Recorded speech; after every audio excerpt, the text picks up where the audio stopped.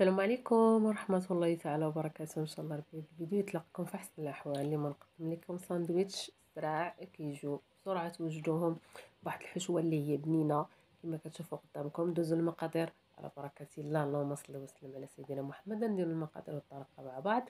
عندي كمية من اللدان، تقدروا تعوضوها بصدر الدجاج او بالكفتة. قطعتها طريفات صغار كما كتشوفوا. من بعد ما غسلته مزيان ودرت له قليل من السكينجبير وعاود غسلته. ما كنديروش له الحامضه، اغلبيه كندير سكينجبير. ندوزو للتوابل. عندي المعلقه صغيره كما كتشوفوا، ربع نص ديالها فلفل احمر، وعندي سكينجبير والخار باودر والخرقوم او الكركم، والتوابل ديال البسطيله ديال الحوت كتجي غزاله. هنا كتعطي واحد الطعم اللي ما توفراتش. غادي تزيدوا القزبر يابس، معلقه كبيره ديال المايونيز. هاد المايونيز انا مصايبه في الدار، ما فيش الحامض بزاف. الا غديروا المايونيز اللي غتشريو غادي ديروا غير معلقه صغيره، والقليل من الملح، قليل من زيت الزيتون. كنرقدوا هاد الكميه ديال اللدان اللي عندنا وكنخليوها. احسن الا درتوها الطريقه بالليل وخليتوها. هنا غادي ناخذ طوست وغادي نشكلو بواحد الطريقه اللي غادي تشوفوها قدامكم. غنديرو على جوج اشكال. ناخدو الطوست وكنديرو المدلك وكندلكوها بهاد الطريقه حتى كيتسرح لينا ما كيبقاش غليظ.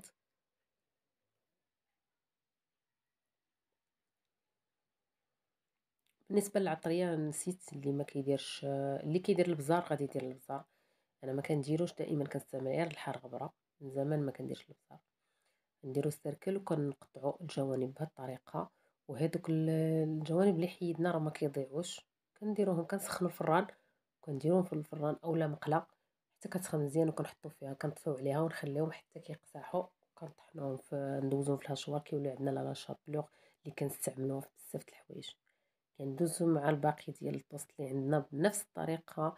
ناخذ واحد السيركل اللي هو يكون قد الطوسطه اللي عندنا، وكنقطعوا دوك الحواف.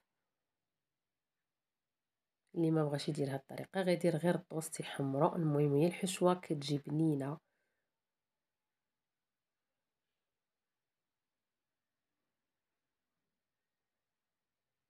بالنسبه للمايونيز، الناس اللي ما توفرش عندهم يقدروا يديروا معلقه ديال الحليب اولا جوج، ولا دانومسوس.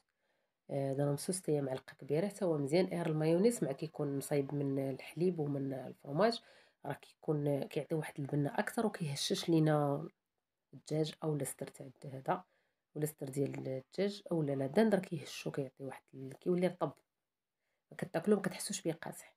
هنا غادي ناخذ واحد المقله ما كتلصقش. كنديروا القليل من الزبده ونديروا الطوسه ديالنا اللي قادينه، ولكن كنحمروا غير على واحد الوجه. ما كنحمروش الوجه التحتاني اللي محمر هو اللي غنديرو برا، اما داك اللي الداخل غنخليوه هكاك عادي.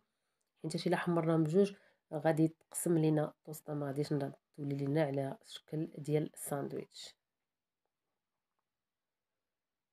كناخذوا واحد جوج ديال الكيسان وكنطويوها كما غتشوفوا في الشكل دابا، وكنديروها وسط الكاس باش ملي تنشف تبقى واخده لينا لا فورم ديال باش نتلقاو فين نحطوا الحشوه بحال هذا الشكل.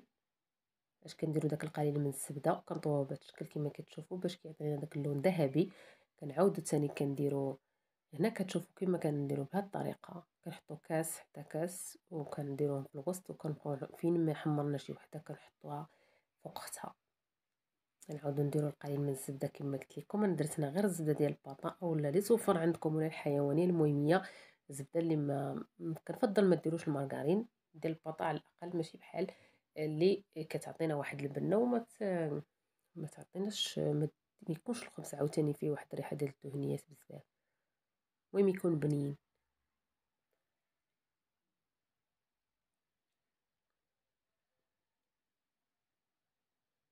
هنا من بعد ما كتجمر لينا كنحطوها فوق الاخرى. كنمشيو مع العدد كله، ومني كنساليوهم كيكونوا خداو لينا داك لا فورم. كنستفوهم في واحد البلاطو كما غتشوفوا في الفيديو الجاي كيكونوا مستفين.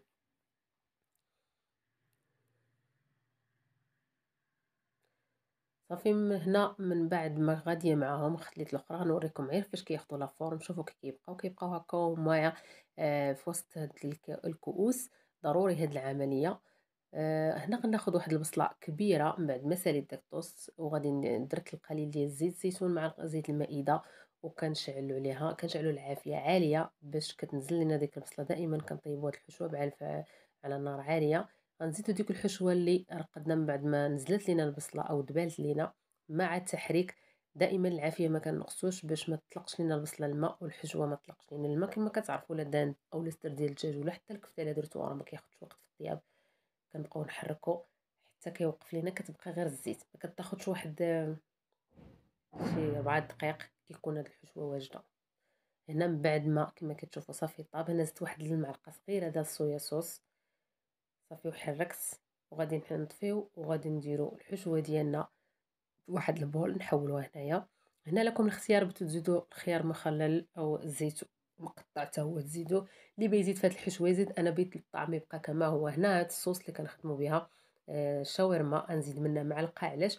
لانه ما عنديش كيفاش غندهن دوك السندويشات هما صغار. زدتها هنا وغنزيد معلقه ديال الجبن. هنا عندي جبن احمر وجبن موتزاريلا مخلطين.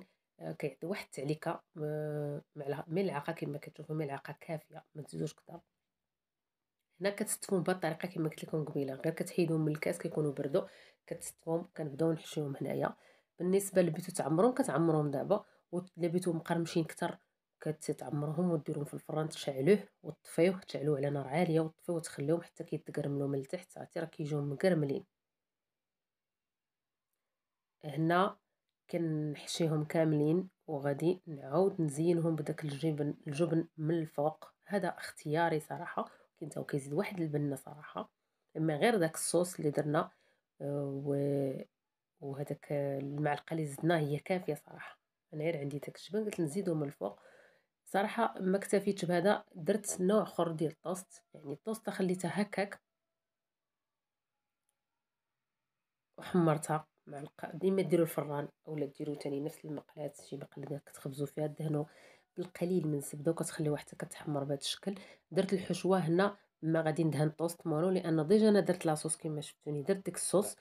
ما غادي ندير حتى شي حاجه، لكن غادي نزيد قطعه ديال الجبن المربع. ديك الجهه اللي هي محمره هي اللي درت لداخل، الجهه البيضاء خليتها الفوق لانه مازال حطيتهم في الفران وتحمروا.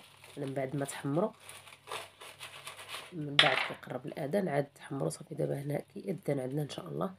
هنا كنقسمهم راه كيجيو غزالين. وعرفتي هذاك الاذان ما كيقساحش وكيجي بنين. داك المايونيز كيعطي واحد الهشه وكيجي غزال بديك الطريقه، كيجي بنين بنين. يعجبكم الفيديو ان شاء الله.